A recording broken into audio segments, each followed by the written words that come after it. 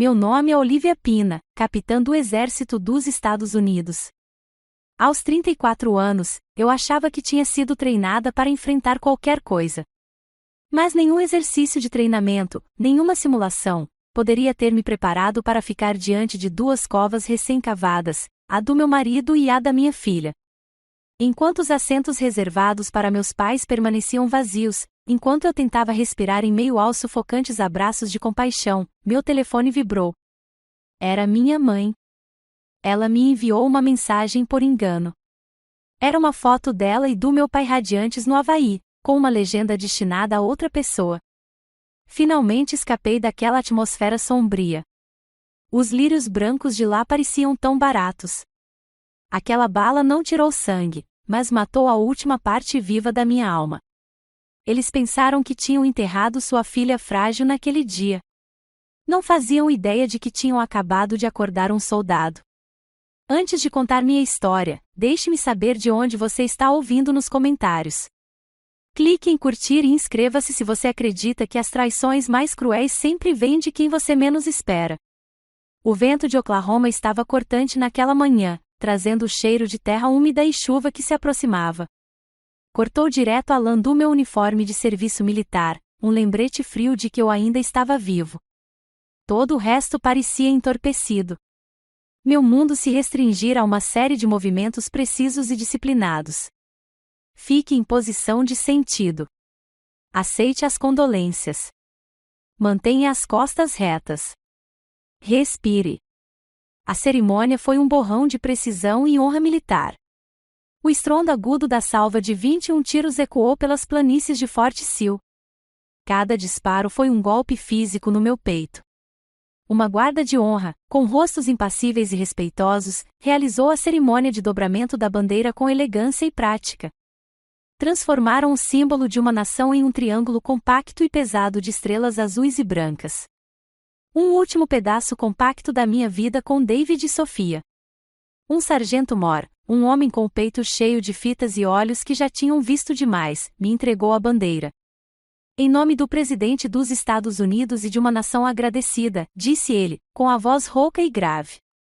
Por favor, aceite esta bandeira como símbolo da nossa gratidão pelo serviço honrado e fiel de seus entes queridos. Peguei. O peso era chocante, muito mais pesado do que um pano dobrado deveria ser. A textura era áspera contra minhas mãos enluvadas de branco. Meu marido não era soldado. Ele era um engenheiro civil que adorava os soners e os filmes ridículos de super-heróis que assistia com nossa filha. Mas, como ele era meu dependente, minha família, o exército o homenageou. O exército homenageou Sofia, de 7 anos.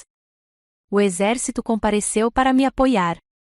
Meus olhos se desviaram da bandeira para a primeira fila e para as 3 cadeiras dobráveis vazias ao meu lado. Um para meu pai, Norman, um para minha mãe, Ashley, e um para meu irmão mais novo, Léo. Eles deveriam ser minha guarda de honra, minha família. Mas eram apenas 3 espaços vazios, de metal preto e plástico, que gritavam mais alto do que qualquer salva de rifle. Todos os viram. A pena em seus olhos era quase pior que a tristeza. Olharam para mim, um capitão que liderava soldados, e viram uma filha abandonada. A cerimônia terminou, e meu comandante, um general de 2 estrelas cuja presença era uma profunda honra, caminhou até mim. Ele colocou a mão gentilmente em meu ombro. Capitão Pina, disse-lhe suavemente, com a voz cheia de genuína preocupação. Sua família chegou a tempo? A pergunta pairava no ar frio. Tudo o que pude fazer foi balançar a cabeça levemente. As palavras não saíam. Minha garganta se fechou, selada de vergonha. O rosto do general se suavizou com uma compreensão profunda e silenciosa. Ele simplesmente assentiu, deu um último e firme aperto em meu ombro e foi embora. Seu silêncio era mais contundente do que qualquer repreensão. Naquele momento, diante dos homens e mulheres que eu liderava, nunca me senti tão pequeno. De volta à nossa casa no posto, o silêncio era sufocante. O ar estava carregado com um aroma doce e enjoativo de flores, lírios, rosas e cravos enviados por pessoas que se importaram o suficiente para preencher o vazio deixado pela minha família. Caminhei pelos cômodos, um fantasma na minha própria vida. As botinhas de chuva cor-de-rosa de Sofia ainda estavam perto da porta.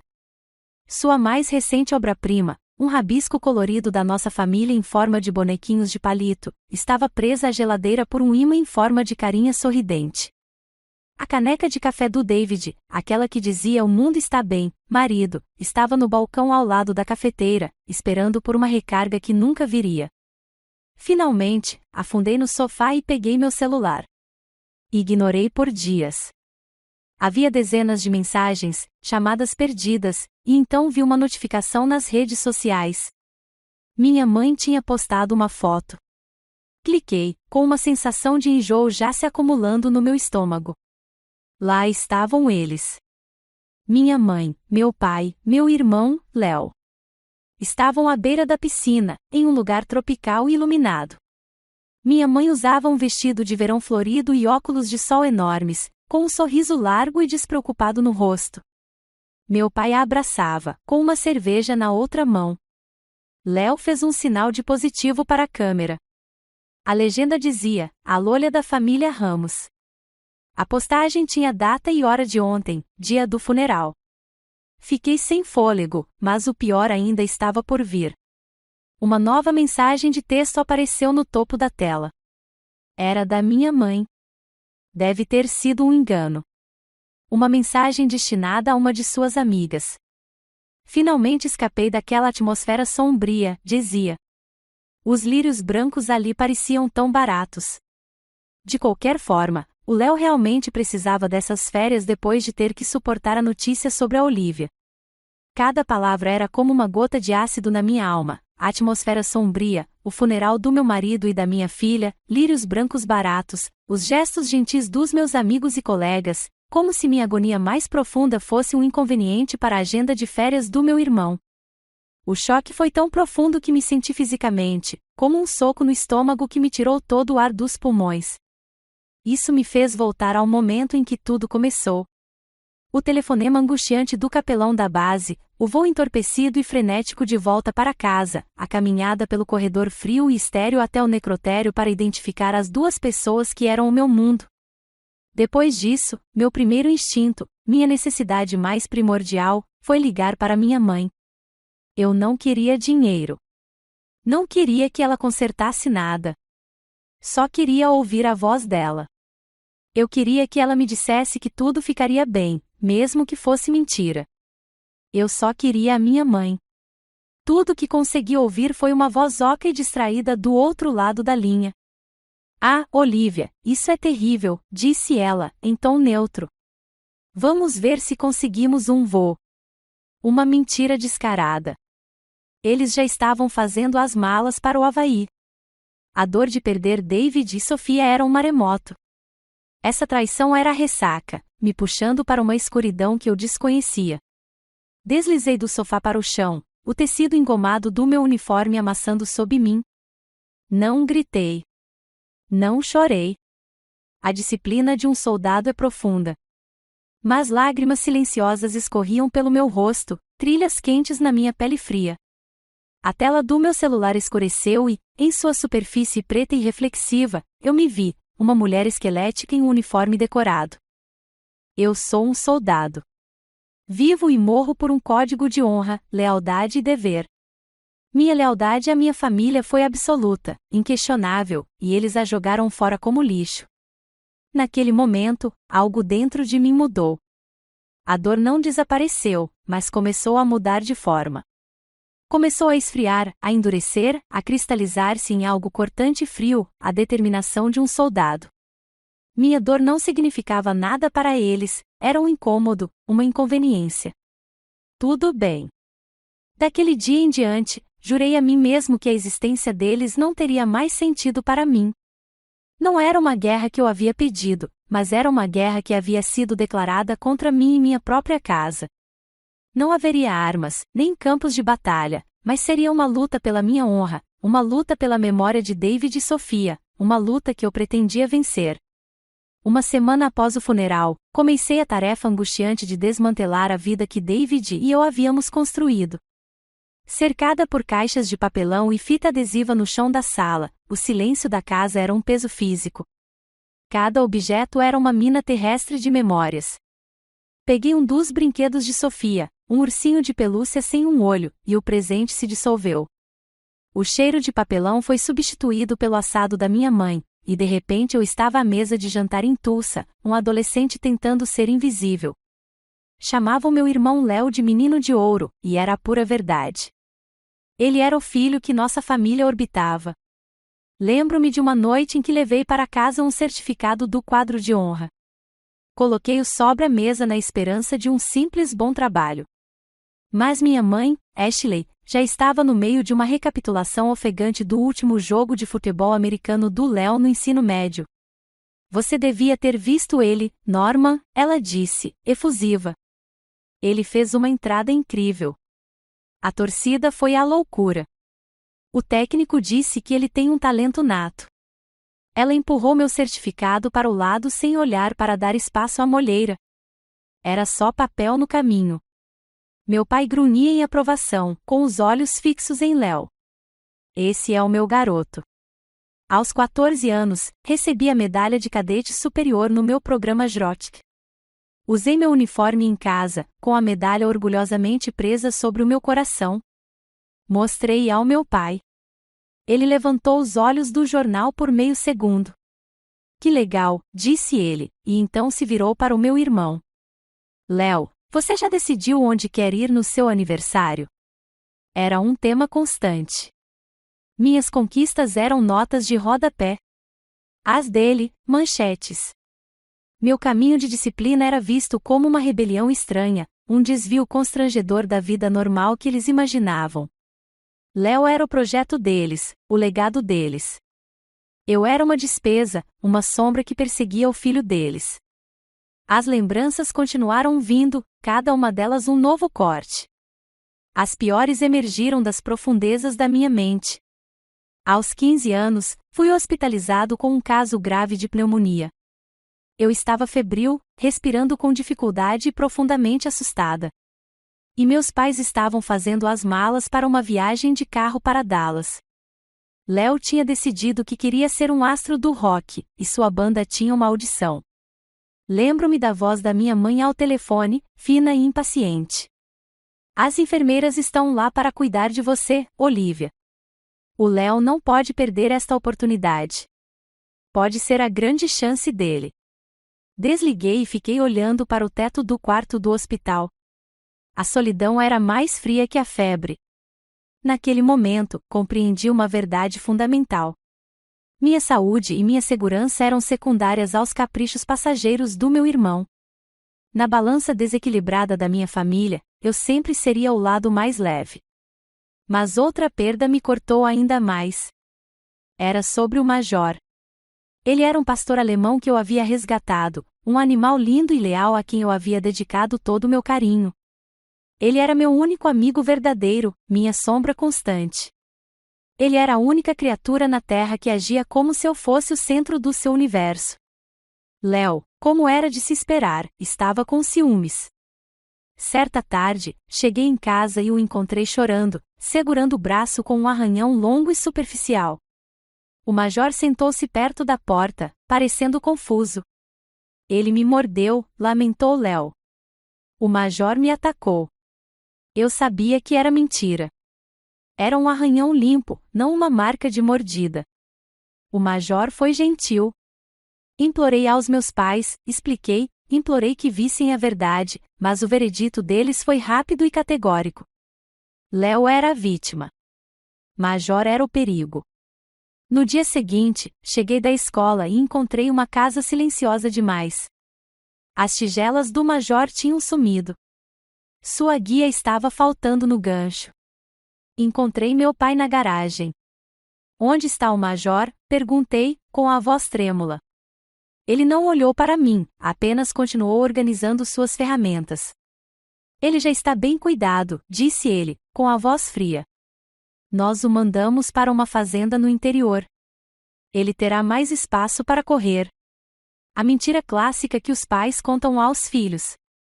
Eu sabia exatamente o que significava. Eles se livraram do meu único amigo por causa de uma mentira. Perder o major doeu mais do que 1000 prêmios ignorados. Foi uma traição ao amor puro que eu nutria, ensinando-me que, na minha família, a verdade não tinha valor diante da narrativa preferida. Essas memórias formavam um mapa que explicava tudo. Minha decisão de entrar para o exército não foi apenas uma escolha de carreira. Foi uma fuga. Uma fuga para um mundo onde as regras eram claras, o mérito era recompensado e seu valor era medido por suas ações, não por seu direito de nascença. No exército, encontrei a lealdade que almejei a vida toda. Minha unidade se tornou minha verdadeira família. Então, conheci David, um engenheiro civil gentil e constante que achava minha força bela, não estranha. Ele me viu. Com ele e nossa doce Sofia, finalmente construí um lar verdadeiro, fundado no amor, um lugar onde eu nunca fui uma sombra. Mas agora, sentada nas ruínas daquela vida, os fantasmas do passado ressurgiam. Aquela velha sensação familiar estava voltando. A sensação de ser a estranha, a garota quieta que nunca importava de verdade. Olhei para o ursinho de pelúcia em minhas mãos. Pensei nas cadeiras vazias, na foto do Havaí, no comentário sobre lírios baratos. Não foi uma traição. Foi uma vida inteira delas. 1000 pequenos cortes que levaram a esta ferida mortal final. Uma resolução fria se instalou em meus ossos, cortando a dor. Esta história, esta geografia da injustiça. Ele me moldou. Sim, o passado me tornou um soldado. Mas não me manterá prisioneiro. É hora de arrumar a casa. Já se passaram 2 semanas desde o funeral. 2 semanas acordando com a casa silenciosa, fazendo café para 2 automaticamente, só para despejar uma xícara no ralo. O ar ainda estava carregado com o aroma dos lírios murchando, aqueles que minha mãe chamava de baratos. Eu estava sentado à mesa da cozinha, cercado por uma montanha de papéis, certidões de óbito, formulários de seguro, requerimentos de benefícios militares. Cada assinatura parecia mais uma pá de terra sobre seus túmulos. Minha concentração era absoluta, um escudo contra a dor que ameaçava me engolir por inteiro. Então a campainha tocou.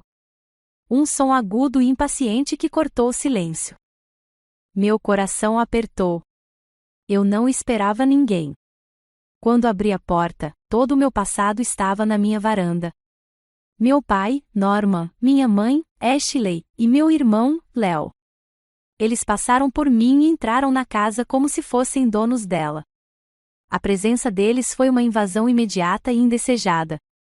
Os olhos da minha mãe percorreram as pilhas de caixas de papelão na sala de estar, e ela franziu a testa. Um lampejo de desaprovação surgiu em seu rosto perfeitamente maquiado. Não houve abraços, nem perguntas gentis sobre como eu estava. A simpatia, se é que alguma vez existiu, havia evaporado. Em vez disso, minha mãe começou com um chavão vazio, a voz suave e ensaiada. Sei que este é um momento difícil para você, Olivia, disse ela, colocando a bolsa no balcão. Mas a vida tem que continuar. Não foi um conforto. Foi uma salva de abertura, um prelúdio para um ataque. Eu podia sentir a insinceridade irradiando deles como calor no asfalto. Eles se sentaram no sofá, o mesmo sofá onde David costumava ler histórias de ninar para Sofia, sua voz grave ecoando como fazia com todas as vozes dos personagens.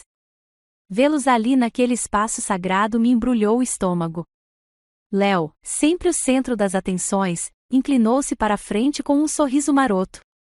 Ele começou a falar sobre sua oportunidade única de negócio.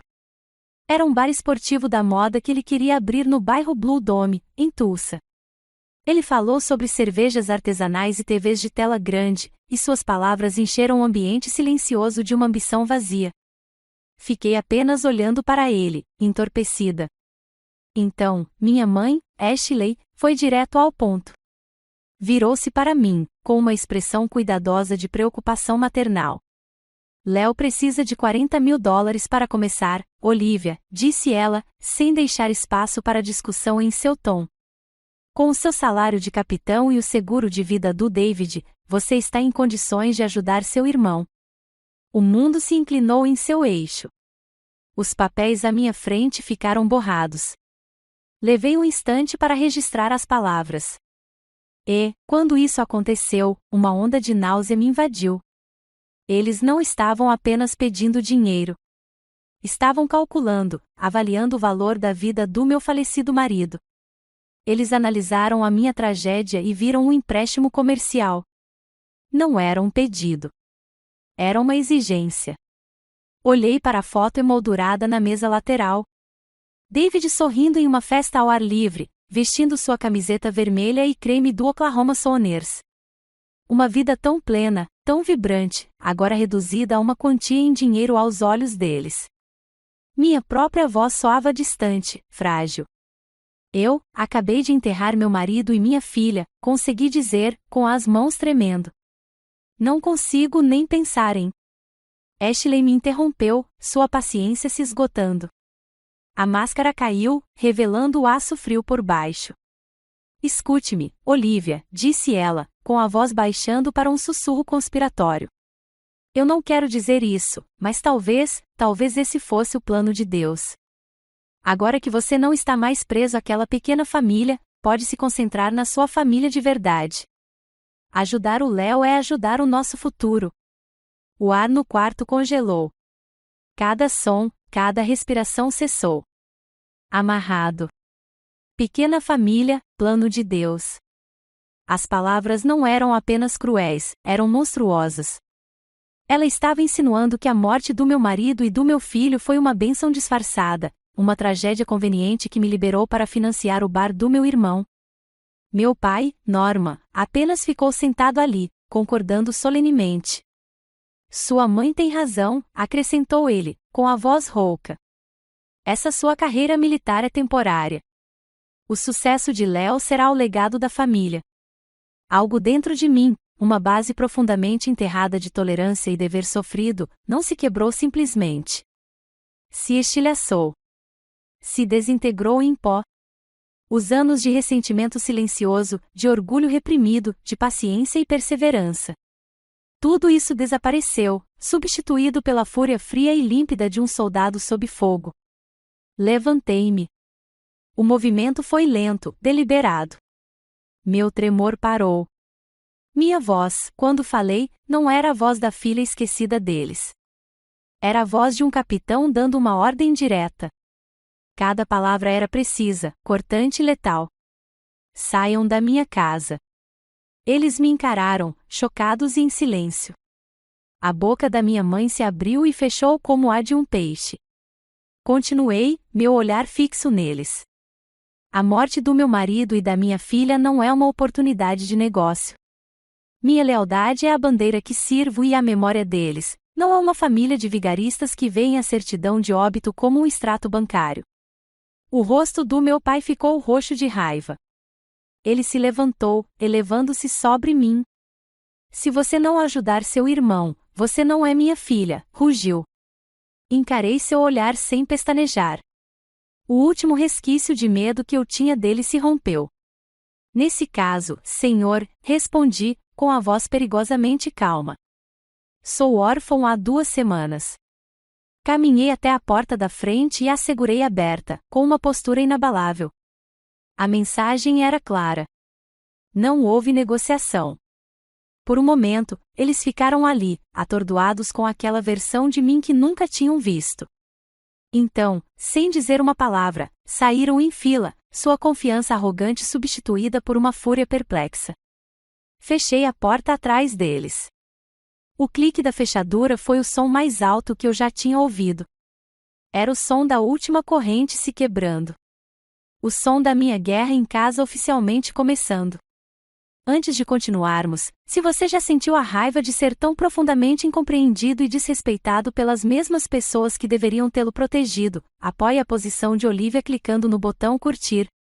E nos comentários, digite uma palavra que descreva a família dela. Tenho algumas em mente. No momento em que a porta se fechou, a adrenalina que alimentava meu impasse evaporou, deixando um vazio arrepiante em seu rastro. A fúria da soldada se foi e em seu lugar estava apenas eu, Olivia. Deslizei pela parte de trás da porta até estar sentada no chão, com a cabeça entre as mãos. A força que eu havia demonstrado a eles era apenas uma fachada, e agora a cortina havia caído.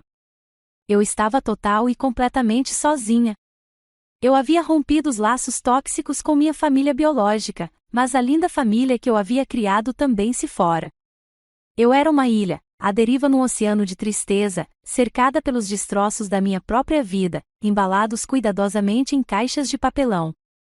O silêncio na casa não era mais tranquilo. Era um peso esmagador. Nas profundezas daquele desespero, um lampejo de lembrança emergiu do funeral. Através da confusão de uniformes e ternos pretos, lembrei-me de um rosto que não pertencia a um soldado ou a um vizinho solidário. Era um homem mais velho, parado em silêncio no fundo, com o rosto envelhecido marcado por uma dor que parecia espelhar a minha. Ele vestia um terno escuro simples que parecia deslocado em seu corpo robusto. Tio Hector, irmão mais novo do meu pai, um homem que eu só conhecera algumas vezes em natais familiares constrangedores. Um ex-fuzileiro naval que agora morava em um rancho em algum lugar nas colinas ondulantes da zona rural de Oklahoma. Ele era o único Ramos que havia aparecido. Uma esperança desesperada e frágil despertou em mim. Ele ainda era da família, mas era diferente. Ele sempre se portara com uma dignidade serena que era o oposto da arrogância do meu pai. Agarrada a esse último fio, percorri os contatos do meu celular, com o polegar pairando sobre o nome dele. Hesitei, minha mente gritando de dúvida. Por que ele se importaria? Por que sobrecarregá-lo com esse drama familiar horrível? Mas a alternativa, afogar-se sozinho naquele silêncio, era pior. Apertei o botão de chamada. Ele atendeu no segundo toque, com a voz grave e rouca de barítono. Hector Ramos. Tio Hector, comecei, com a voz embargada imediatamente. É a Olivia. E então a barragem se rompeu. A compostura que eu mantive durante o funeral, durante o confronto, tudo ruiu. Soluços me invadiram, cruz irregulares, enquanto eu contava toda a história. As cadeiras vazias, a foto do Havaí, a mensagem de texto vil e a exigência de $40 mil. Contei tudo a ele, com vergonha e tristeza transbordando de mim numa torrente de palavras, esperando um julgamento, ou pior, que ele inventasse desculpas para o irmão. Mas do outro lado da linha, havia apenas um silêncio pesado e latente. Não era constrangimento. Parecia uma tempestade se aproximando. Quando ele finalmente falou, sua voz estava tensa, com uma fúria fria, mas as palavras que ele me dirigiu foram mais calorosas do que qualquer outra que eu ouvirá em semanas. Você não fez nada de errado, Olivia, disse ele, com um tom absoluto. Escute-me agora. Você é um capitão do Exército dos Estados Unidos. Você serviu este país com honra. Eles são os que desonraram o nome Ramos. São covardes. Pela primeira vez desde que esse pesadelo começou, alguém estava do meu lado. Alguém viu a verdade. Alguém validou não apenas a minha dor, mas o meu valor. O alívio foi tão avassalador que eu só conseguia chorar. Hector não se limitou a dizer palavras. 1 hora depois, meu telefone tocou novamente. Estou a caminho, disse ele. Não vá a lugar nenhum. Chego aí em 3 horas. Fiel à sua palavra, 3 horas depois, seu Ford F-150 empoeirado chegou à minha garagem. Ele não veio com banalidades vazias ou condolências constrangedoras. Veio carregando uma panela grande que encheu minha cozinha com um aroma rico e reconfortante de canja de galinha caseira e um engradado de 6 cervejas Schneiderbock. Ele colocou a panela no fogão para esquentar e abriu 2 garrafas, entregando uma para mim. Sentamos à mesa da cozinha, o silêncio entre nós era confortável, não sufocante. A simples presença daquele homem quieto e firme era uma âncora na minha tempestade. Por um longo tempo, ficamos sentados. O tilintar das nossas garrafas de cerveja era o único som. Então ele começou a falar. Ele falou sobre crescer com meu pai, sobre a diferença fundamental entre seus códigos. Ele, um fuzileiro naval, acreditava em uma vida de honra silenciosa. Meu pai, explicou, só se importava com a aparência.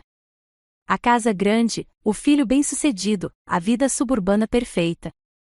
Seu pai, meu irmão. Ele passou a vida inteira perseguindo fantasmas, Olivia, disse Hector, olhando para a cerveja. O fantasma do que ele imagina ser o sucesso. Seu irmão, Léo, é apenas a versão mais recente desse fantasma. O que fizeram com você? Não é sua culpa. É uma doença neles. Um egoísmo que vem crescendo há décadas. Ouvir isso dele, de alguém que conhecia a história deles, foi como tirar um peso enorme da minha alma. Não era eu.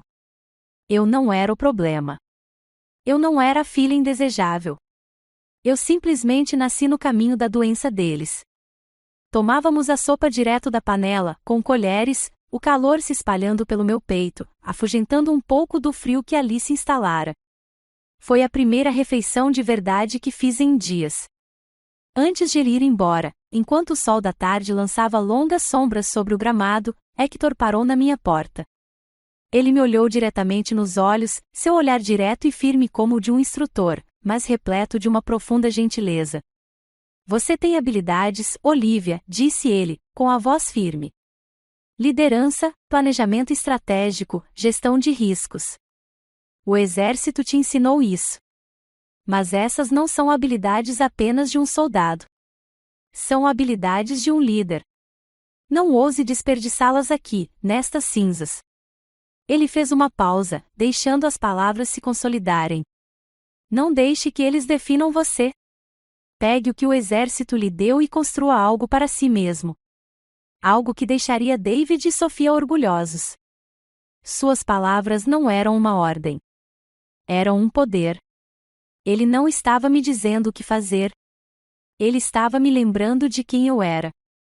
Em meio aos destroços da minha vida, ele não se limitou a me oferecer um ombro amigo para chorar. Ele me entregou um projeto. Ele não me via como uma viúva em luto ou uma filha abandonada, mas como uma sobrevivente, mais do que isso, uma guerreira. A semente de uma ideia começou a criar raízes na minha mente. Minha próxima guerra não seria travada em um campo de batalha estrangeiro. Seria travada aqui mesmo, no solo da minha própria vida. As palavras de despedida do tio Hector não foram apenas um conselho. Foram a minha nova diretriz de missão. A névoa da tristeza começou a se dissipar, substituída pela concentração clara e precisa de um soldado com um objetivo. Minha cozinha, antes um local de refeições em família e memórias dolorosas, transformou-se em meu centro de comando. Colei grandes folhas de papel pardo nas paredes, não com mapas do campo de batalha, mas com análises SWOT, pontos fortes, pontos fracos, oportunidades e ameaças. Meu treinamento militar se tornou meu maior trunfo. Meus pontos fortes eram claros: liderança, logística, avaliação de segurança e capacidade de atuar sob extrema pressão. Percebi que as habilidades que mantinham meu pelotão seguro nas estradas empoeiradas do Afeganistão poderiam manter os negócios seguros nas planícies de Oklahoma. O caminho a seguir estava claro. Entreguei meus documentos de demissão ao exército. Uma decisão ao mesmo tempo assustadora e libertadora. Usando minhas economias e o dinheiro do seguro de vida que David havia deixado para nós, não para o bar do meu irmão, mas para o nosso futuro, tomei a decisão. Dei o nome de Pina Secure Solutions à empresa. Não era apenas um nome comercial. Era um juramento. Uma maneira de levar o nome de David adiante e construir um legado de honra sobre os alicerces da minha perda. Os primeiros meses foram uma guerra solitária de desgaste. Aluguei um pequeno escritório sem janelas em um parque de escritórios suburbanos sem graça. Minha vida se tornou um ciclo extenuante de jornadas de 18 horas, alimentadas por café preto e pura força de vontade. Eu era o CEO, o departamento de marketing, a equipe de vendas e o zelador. Escrevi meu próprio plano de negócios, lembrando-me do David me explicando pacientemente as projeções financeiras. Certa noite, criei meu próprio site, canalizando suas lições sobre programação básica. Passei horas ao telefone fazendo ligações não solicitadas para empresas, com a voz rouca no final de cada dia. A reação foi imediata e previsível. Eu era uma jovem mulher em um setor dominado por homens mais velhos. Eu participava de reuniões com empresários experientes e céticos em Tulsa. Homens que comandavam suas empresas desde antes de eu nascer. Seus olhares me percorriam, observando meu terninho e minha expressão determinada, e eu percebia a indiferença em suas posturas. Lembro-me de um encontro com o dono de uma grande fábrica. Ele era um típico rapazinho de Oklahoma, com um bigode de guidão e um sorriso condescendente. Ele ouviu minha apresentação e depois se recostou em sua cadeira de couro, parecendo entretido. Mocinha, disse ele, com a voz transbordando condescendência. O que uma garota como você sabe sobre como garantir uma instalação multimilionária como esta? A velha Olivia teria se encolhido. A velha Olivia teria gaguejado um pedido de desculpas. Mas o soldado em mim assumiu o comando. Olhei-o diretamente nos olhos, com a voz calma e serena. Senhor, eu disse, eu projetei e implementei os protocolos de segurança para uma base operacional avançada em Kandahar. Com todo o respeito, sua fábrica é significativamente menos complexa. Seu sorriso desapareceu. Ele se endireitou um pouco. Consegui o contrato. Mas eu sabia que não conseguiria lutar essa guerra sozinho. Um exército não é nada sem seus soldados. Comecei a me conectar, não por meio de sites de empregos, mas por meio da minha própria rede. Liguei para antigos camaradas, veteranos com quem servi, homens e mulheres que lutavam para encontrar seu lugar de volta no mundo civil. Eles estavam à deriva, sentindo falta da estrutura, do propósito e da camaradagem do serviço. Eu não lhes ofereci apenas um emprego. Ofereci-lhes uma nova missão. Devolvi a eles a única coisa que mais sentíamos falta, uma equipe. Nosso escritório não era administrado como uma corporação típica. Era administrado como uma unidade militar. Éramos uma pequena equipe de elite, construída com base em absoluta confiança e respeito mútuo. Não éramos funcionários. Éramos uma equipe de bombeiros. Cada membro cuidando dos outros. A Pina Secure Solutions começou a crescer. Não por meio de publicidade chamativa, mas pelo boca a boca. Nossa reputação de integridade, eficiência e compromisso inabalável com a missão se tornou nossa marca. Durante aquelas longas noites, encontrei uma aliada inesperada na voz de Brené Brown. Eu ouvia suas palestras no meu laptop enquanto trabalhava. Ela falou sobre coragem, vulnerabilidade e o poder da imperfeição. Ela me ensinou que minha dor, minhas cicatrizes, não eram fraquezas a serem escondidas. Elas eram a fonte da minha força, a prova de que eu havia ousado muito e sobrevivido. Exatamente um ano depois de protocolar a papelada da minha empresa, eu estava em nosso novo escritório. Ficava no 10º andar de um prédio no centro da cidade, com grandes janelas com vista para o horizonte de Tulsa. Éramos lucrativos. Tínhamos acabado de assinar um contrato importante para cuidar da logística de segurança de uma empresa de transporte regional. Não foi uma vitória estrondosa e ostensiva. Não houve desfile nem cerimônia de entrega de medalhas. Era um sentimento silencioso e profundo de orgulho que se instalou profundamente em meus ossos. Eu havia pegado as cinzas frias da minha vida anterior e, tijolo por tijolo doloroso, construí uma nova fundação. Lembrei-me de algo que Brené Brown havia dito. A coragem começa com a nossa presença e nos deixarmos ser vistos. Eu tinha aparecido. Enfrentei o medo, a dúvida, a condescendência, e me recusei a recuar. Eu não era mais vítima do meu passado nem prisioneira da minha dor. Eu era a arquiteta do meu próprio futuro e estava apenas começando. Enquanto eu construía uma nova vida a partir das cinzas, os arquitetos da minha dor assistiam ao seu próprio mundo ruir. O bar esportivo do Léo, que deveria ser a pedra angular do legado da família Ramos, foi um fracasso catastrófico. Faliu em menos de 6 meses, deixando uma montanha de dívidas para trás. Meus pais, condenados ao ostracismo por muitos na comunidade que ouviram boatos sobre seu comportamento no funeral, não encontraram ninguém que os ajudasse. Mas a família Ramos não faz autorreflexão. Eles buscam bodes expiatórios, e eu era o alvo perfeito. Uma nova guerra começou. Não se lutava com um confronto direto, mas com sussurros e veneno. Uma campanha de difamação.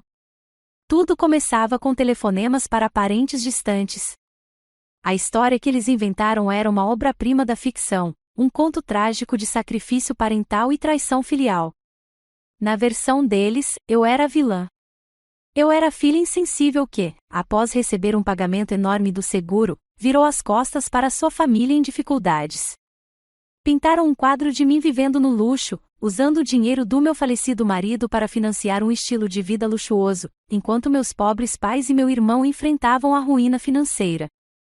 As mentiras, revestidas de um verniz de dor parental, espalharam-se pelos boatos da família como um vírus. A verdade não teve a menor chance.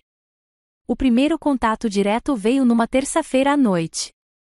O identificador de chamadas mostrou um número que reconheci. Tia Marta, irmã mais velha do meu pai, a matriarca da família extensa. Atendi, esperando um simples olá. Em vez disso, fui recebida com uma voz fria e decepcionada. Olívia, ela começou, sem nenhuma gentileza. Ouvi dizer que você está se saindo muito bem nessa nova empresa.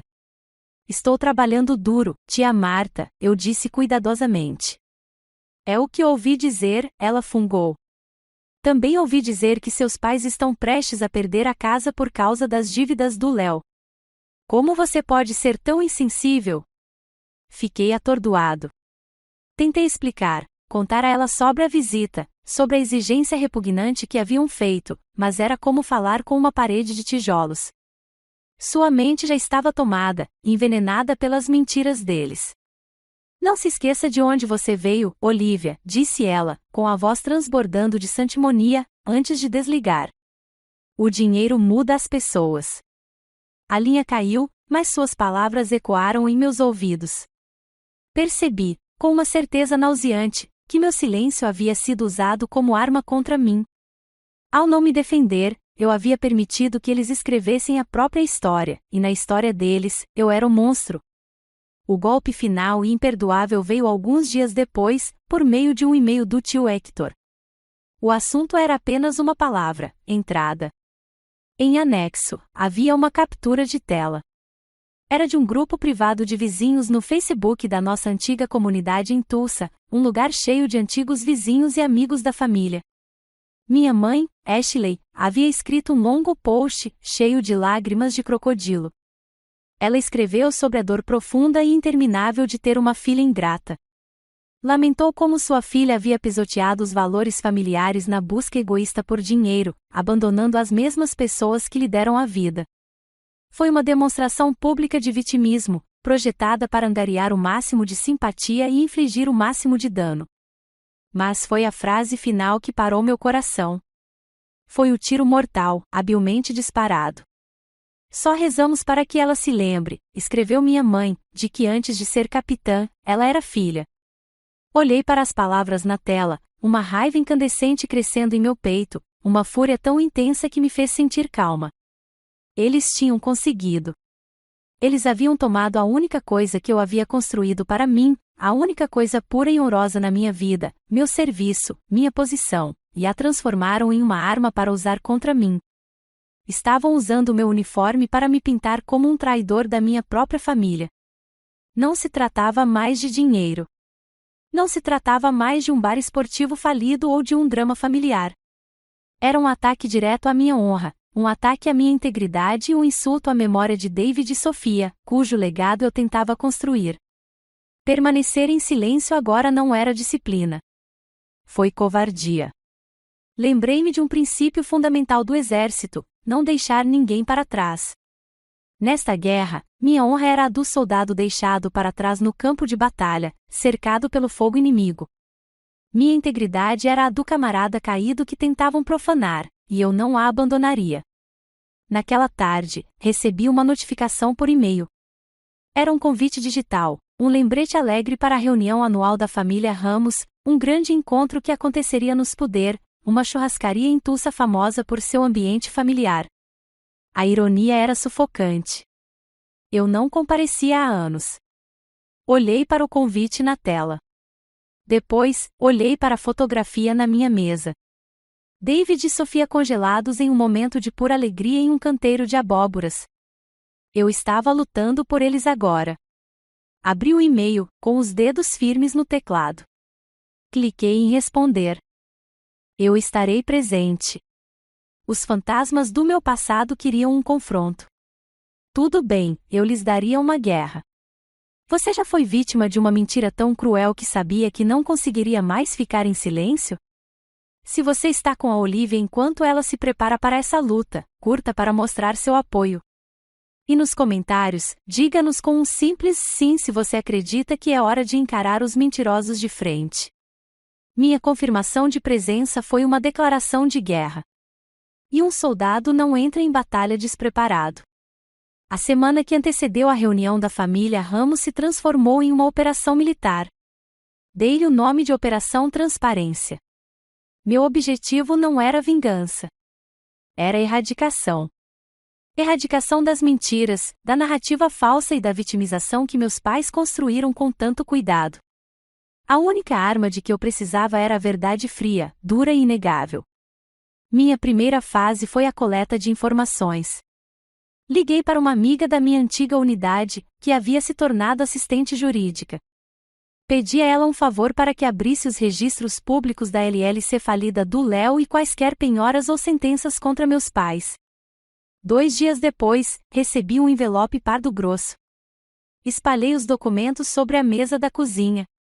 Os números revelavam uma história de incompetência e gastos irresponsáveis. Empréstimos inadimplentes, fornecedores sem pagamento, notificações de despejo. Era uma montanha de dívidas, autoimpostas e irresponsáveis. Essa era minha munição factual, prova irrefutável de que a ruína financeira deles era culpa deles mesmos, não da filha mesquinha.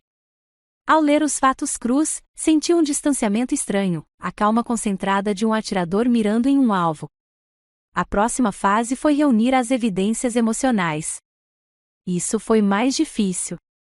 Exigiu que eu abrisse uma caixa que eu havia selado, tanto literal quanto figurativamente.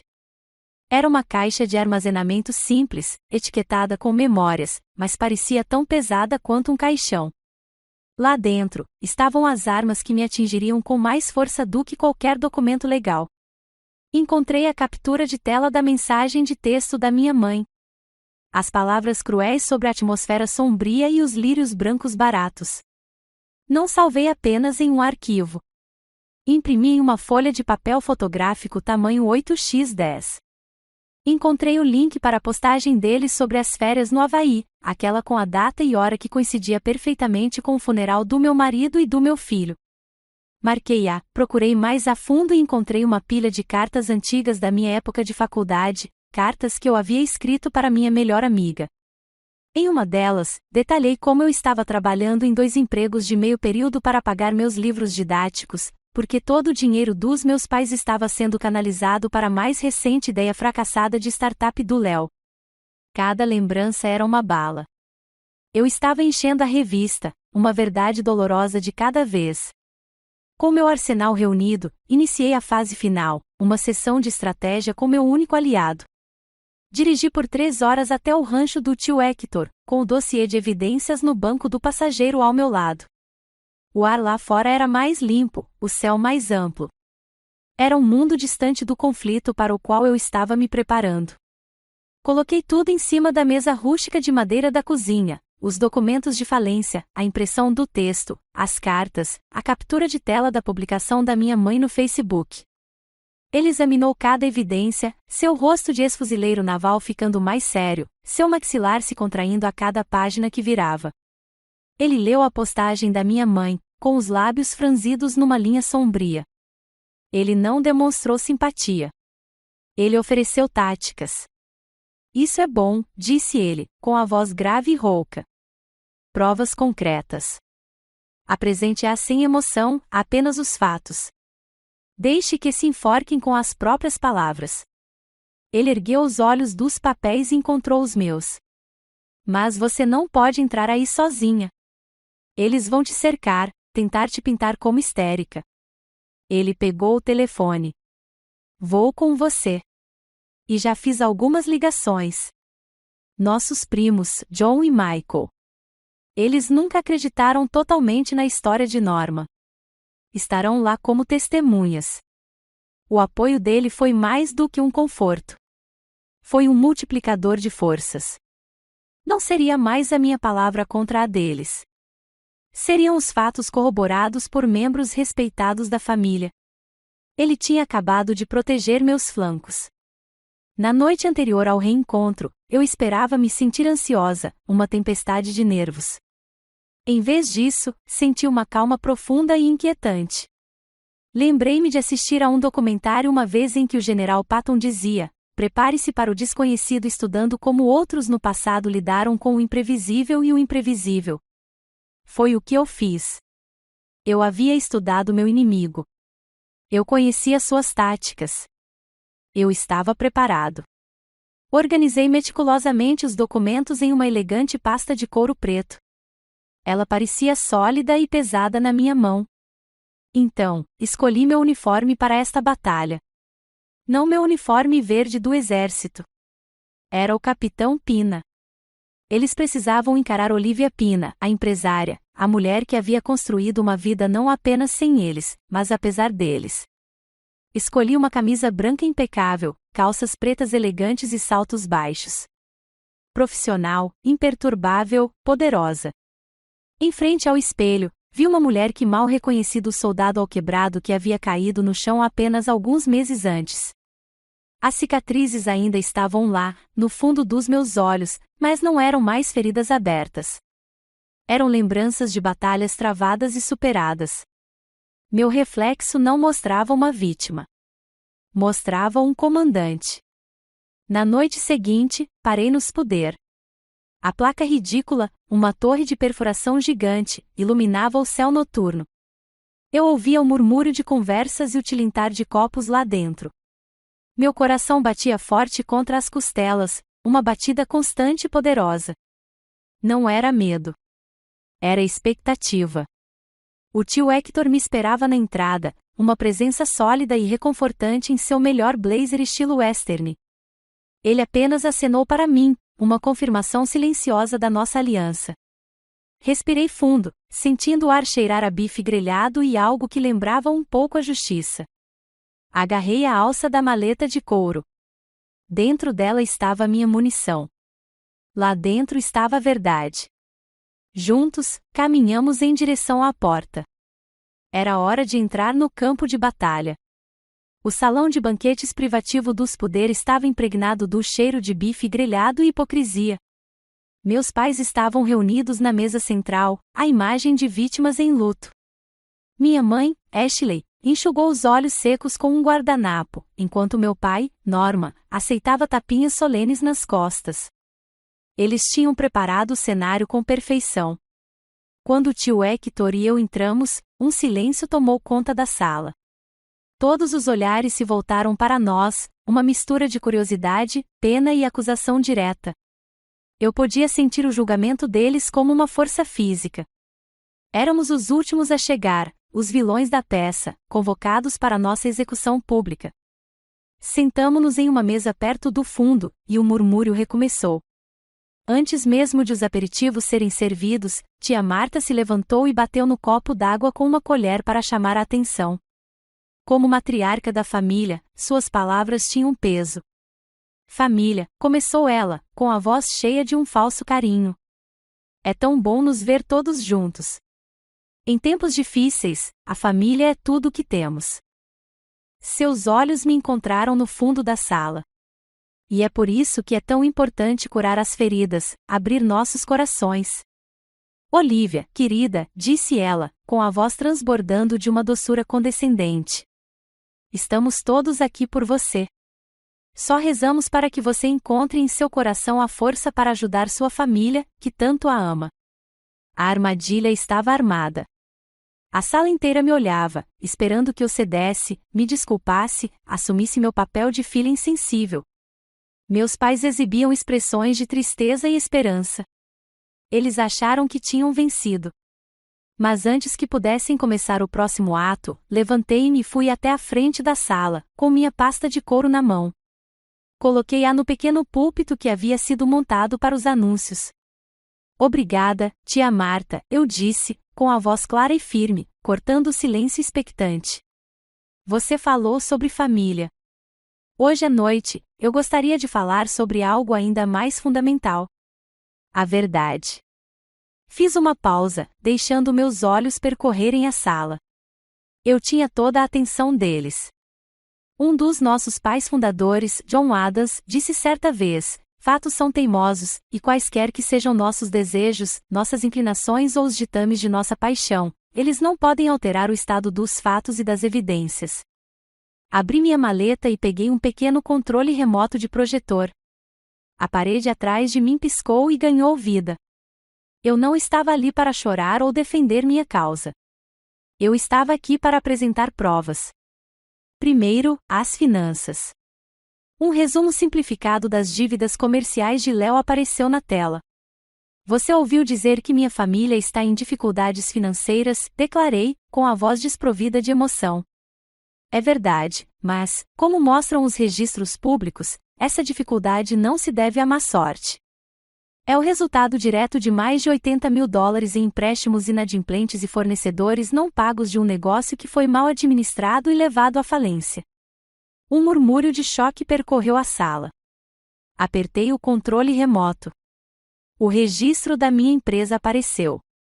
Você também ouviu dizer que estou vivendo luxuosamente com um pagamento de seguro enorme. A verdade é que a Pina Secure Solutions foi construída do zero com minhas próprias economias e um empréstimo para uma pequena empresa. Foi construída com jornadas de 18 horas e com o trabalho árduo dos veteranos que tenho orgulho de empregar. Vi meus pais se remexendo, desconfortáveis. Aquilo não estava indo de acordo com o roteiro deles. Mas verdades financeiras são uma coisa, continuei, com a voz um pouco mais grave. Vamos falar sobre verdades emocionais. Clique. A próxima imagem preencheu a tela. Eram meus pais e Léo sorrindo ao lado de uma piscina cintilante no Havaí. Na parte inferior da foto, em fonte clara e em negrito, estava o carimbo digital de data e hora, a data do funeral de David e Sofia. O ambiente ficou em silêncio absoluto. Era possível ouvir um alfinete cair no carpete grosso. O ar crepitava com um novo tipo de tensão. Não pena por eles, mas horror crescente. Clique. O próximo slide era a captura de tela da mensagem de texto da minha mãe. As palavras pareciam enormes e condenatórias na parede, para todos verem. Finalmente escapei daquela atmosfera sombria. Os lírios brancos ali pareciam tão baratos. Um suspiro coletivo percorreu a sala. Os sussurros começaram ásperos e raivosos. Os olhares de compaixão em direção à mesa da minha mãe se transformaram em olhares de desgosto. Ashley se levantou de um pulo, com o rosto pálido e manchado. Isso é falso. É Photoshop, gaguejou ela, com a voz estridente de pânico. Ela está inventando. Ela sempre foi uma mentirosa. Mas sua negação frenética era uma confissão. O terror em seus olhos revelava a verdadeira história. E então veio o golpe final. Do fundo da sala, o tio Hector levantou-se lentamente. Todos os olhares se voltaram para ele. Como ex-fuzileiro naval, sua voz carregava um peso inegável de honra e autoridade. Ele não gritou. Não precisava. Eu estava naquele funeral, disse ele, com a voz grave e poderosa que preencheu todo o salão. Ele olhou diretamente para o irmão, meu pai. Vi as cadeiras vazias onde você deveria estar. Vi a dor de Olivia ali sozinha, segurando aquela bandeira. E senti a vergonha de ver uma soldada ser abandonada pela própria família no pior dia da sua vida. Estava acabado. O último prego no caixão das mentiras. A verdade confirmada por uma testemunha irrepreensível. Norma, Ashley e Léo ficaram paralisados, com os rostos pálidos. Tia Marta os encarou, boquiaberta, os olhos cheios de uma compreensão horrorizada. A maré de opiniões familiares havia se transformado em um tsunami, que estava se abatendo diretamente sobre eles. Eles não eram mais as vítimas. Eram os impostores, desnudados na frente de todos. Sem dizer mais nada, meu pai empurrou a cadeira para trás, desajeitadamente. Minha mãe pegou a bolsa e Léo cambaleou atrás deles. Eles praticamente fugiram da sala, uma retirada silenciosa e vergonhosa sob o olhar de dezenas de olhares acusadores. Eles não tinham sido derrotados por mim. Eles foram executados pela verdade. Um silêncio pesado e ensurdecedor pairou sobre a sala. O fantasma de suas mentiras finalmente se dissipou. Na longa e escura viagem de volta de Tulsa para Fort Sill, tio Hector e eu não conversamos muito. A adrenalina do confronto havia sumido, deixando para trás uma profunda exaustão que se instalou profundamente em meus ossos. Não houve celebração triunfante, nenhum sentimento de euforia. Eu não esperava me sentir assim. Esperava alívio, talvez até alegria. Em vez disso, tudo o que senti foi um vasto vazio. Passei a vida inteira ansiando inconscientemente pela aprovação deles, lutando por um mínimo de reconhecimento. Agora eu tinha a validação de toda a família. Primos e tias que antes me olhavam com desconfiança se aproximaram depois do confronto, oferecendo desculpas discretas e apertos de mão firmes. Eu tinha vencido. Mas, em meio aos escombros da minha vitória, percebi que o prêmio não importava mais. Eu tinha vencido a guerra. Mas, ao fazer isso, eu havia oficialmente perdido, de forma irrevogável, uma parte da minha própria história. Até uma raiz tóxica continua sendo uma raiz. O versículo da Bíblia me veio à mente, aquele que eu já ouvira 1000 vezes, mas nunca havia compreendido de verdade até então. E conhecereis a verdade, e a verdade vos libertará. Aprendi que a liberdade nem sempre é um voo alegre. Às vezes, é uma amputação dolorosa. A verdade me libertou, mas também deixou um membro fantasma, uma dor por uma família que nunca existiu de verdade. Alguns dias depois, recebi uma ligação de um número desconhecido. Quase não atendi, mas algo me fez apertar o botão. Olivia. Era Léo. Não reconheci sua voz a princípio. A arrogância habitual se foi, substituída por um tom desesperado e trêmulo. Liv, por favor, ele choramingou, e eu podia ouvi-lo soluçando abertamente do outro lado da linha. Mamãe e papai estão arrasados. Eles... Perdemos tudo. A família nem fala conosco. Todo mundo sabe. Por favor, você pode nos perdoar? Pode nos ajudar só mais uma vez? Escutei em completo silêncio, encostado no balcão da cozinha. Esperei sentir alguma coisa. Raiva, satisfação, qualquer coisa. Mas não havia nada. Apenas um cansaço profundo, profundo. Seu apelo não era um pedido de desculpas nascido do remorso. Era uma tática de negociação nascida do desespero. Eles não haviam mudado. Simplesmente ficaram sem opções. Ele continuou falando, seus soluços se tornando cada vez mais frenéticos. Eu não disse nada. Apenas apertei silenciosamente o botão vermelho na tela, encerrando a ligação. Não foi um ato de crueldade. Foi um ato de autopreservação. Foi eu finalmente escolhendo minha própria paz em vez do caos deles. Naquela noite, sentei-me à minha mesa com uma caneta e uma única folha de papel. Comecei a escrever uma carta endereçada a Norma, Ashley e Léo. Não a enchi de acusações ou culpas.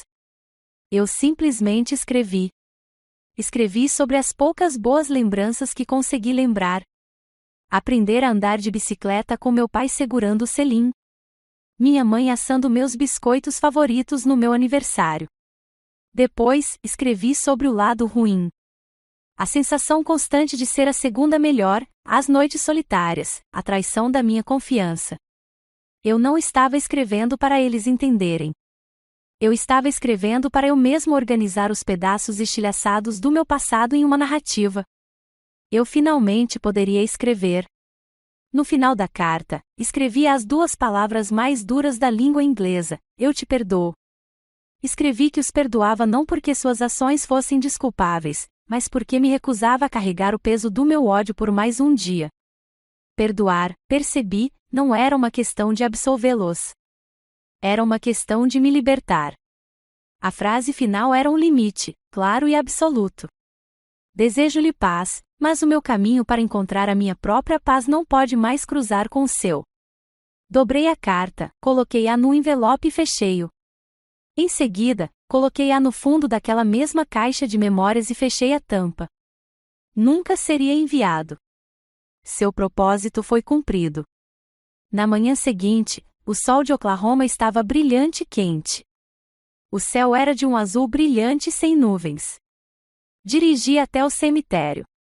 Nos braços, carregava 2 grandes buquês de girassóis brilhantes e alegres. Ajoelhei-me entre as 2 lápides de granito, a grama ainda fria e úmida de orvalho. Arrumei cuidadosamente as flores, com seus rostos amarelos voltados para o sol. Tracei as letras gravadas do nome de David com a ponta dos dedos, a pedra fria e macia sob minha pele. Não chorei. Um sorriso suave e sereno surgiu em meus lábios. Conseguimos, David, sussurrei para a pedra. Contei a nossa história. Recuperei a honra da nossa família. Então me virei para a pedra menor ao lado da dele. Imaginei os olhos brilhantes e risonhos de Sofia. Você e seu pai sempre serão minha verdadeira família, querida. Fiquei ali por um longo tempo, apenas sentado no silêncio, sentindo a brisa suave no rosto.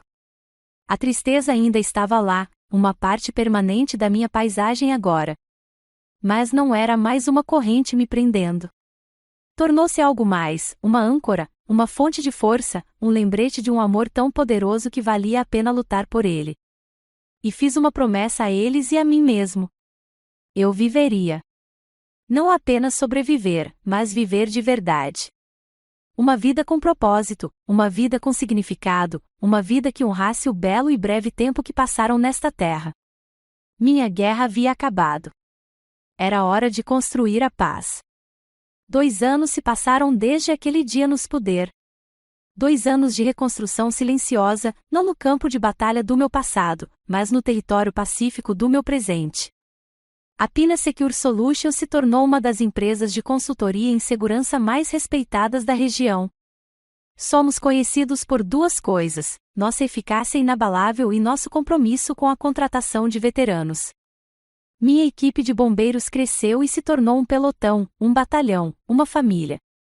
Não trabalho mais 18 horas por dia. A energia frenética e desesperada daqueles primeiros meses foi substituída por um propósito calmo e firme.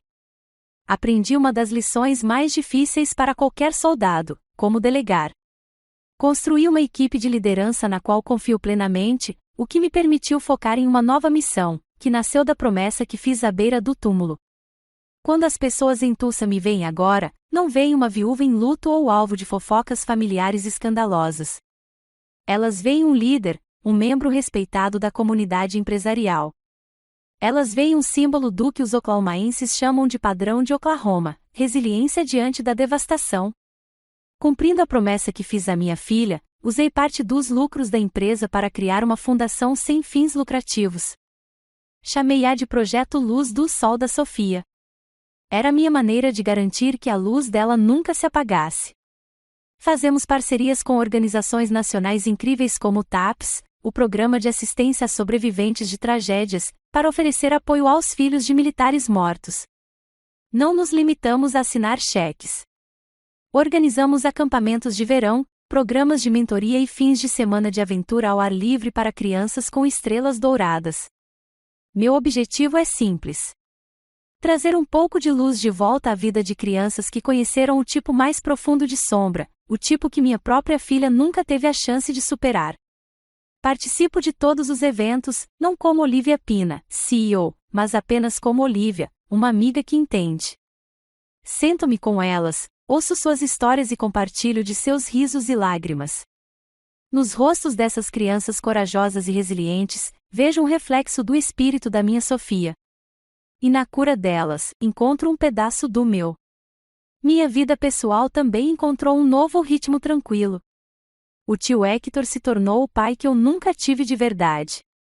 Quase todos os domingos, vou de carro até o rancho dele. Passamos a tarde pescando ou simplesmente sentados na varanda dele, bebendo Schnapps e observando o pôr do sol. O silêncio confortável entre nós diz mais do que palavras jamais poderiam dizer. Ele nunca dá conselhos, a menos que eu peça. Mas sua presença constante e inabalável é a base da minha nova vida e do restante do clã Ramos. Depois que a verdade veio à tona, a árvore genealógica se reescreveu. Tia Marta me ligou na semana seguinte ao reencontro. Sua voz embargou com o pedido de desculpas. Ela e muitos outros primos e parentes construíram lenta e cuidadosamente um novo relacionamento comigo. Eles ligam não por obrigação, mas por afeto genuíno. Eles me convidam para jantares de feriados e churrascos no quintal. Nem sempre vou, mas é bom saber que o convite é real. Afinal, encontrei minha família. Não uma família definida pelo sangue, mas uma família forjada na verdade, no respeito e no amor incondicional. Quanto aos meus pais e ao Léo, às vezes ouço coisas, sussurros. Eles venderam a casa em Tulsa e se mudaram para outro estado. Não sei onde, e não tenho vontade de descobrir. Não guardo mais raiva deles. Simplesmente não guardo mais nada deles. São fantasmas de uma vida diferente, de uma guerra que já venci. Minha história não termina com um estrondo, mas com um momento tranquilo de paz. Estou no meu escritório, no final de uma tarde. O sol de Oklahoma está se pondo, lançando um brilho dourado e quente sobre a sala, pintando o céu com pinceladas brilhantes de laranja e rosa. Não estou olhando para planilhas ou margens de lucro no meu computador. Estou olhando para uma parede. Costumava ser um espaço branco e vazio. Agora é o meu coração tornado visível. Está coberto de fotografias. Não há ordem nelas. Apenas uma linda colagem caótica da minha vida. Há uma foto do David e da Sofia naquele canteiro de abóboras. Seus sorrisos são tão brilhantes que poderiam abastecer uma cidade. Há uma foto do grupo da minha equipe da Pina Secure Solutions, meus colegas veteranos, rindo durante o piquenique da empresa. Há uma foto minha e do tio Hector segurando um peixe ridiculamente pequeno em uma de nossas pescarias. Nós dois sorrindo e espalhados por todo lado, vemos fotos do Projeto Sol da Sofia. Crianças andando de canoa, escalando uma parede de pedra, assando marshmallows na fogueira, com os rostos transbordando de pura alegria. Estendo a mão e meus dedos traçam delicadamente a moldura da foto de David e Sofia. Um sorriso suave surge em meus lábios. Peguei a dor mais profunda que uma pessoa pode suportar e a transformei em propósito. Peguei uma perda insuportável e a transformei em um legado vivo. Eu sou Olivia Pina. Sou uma soldado, uma líder, uma mãe. Mas, acima de tudo, sou uma sobrevivente que finalmente escreveu o último capítulo da sua própria história. Obrigada por ouvir minha história. Não foi fácil contá-la, mas a compartilhei na esperança de que pudesse alcançar alguém que se sente invisível, não ouvido ou definido por sua dor. Minha jornada me ensinou que não somos os arquitetos do nosso trauma, mas podemos ser os arquitetos da nossa cura e do nosso legado. A luta pela sua própria paz é a única guerra que você não pode perder. Se a minha história ressoou com você, considere se inscrever e ativar as notificações. Compartilhe com alguém que precisa ouvir e deixe-nos saber suas conclusões nos comentários abaixo.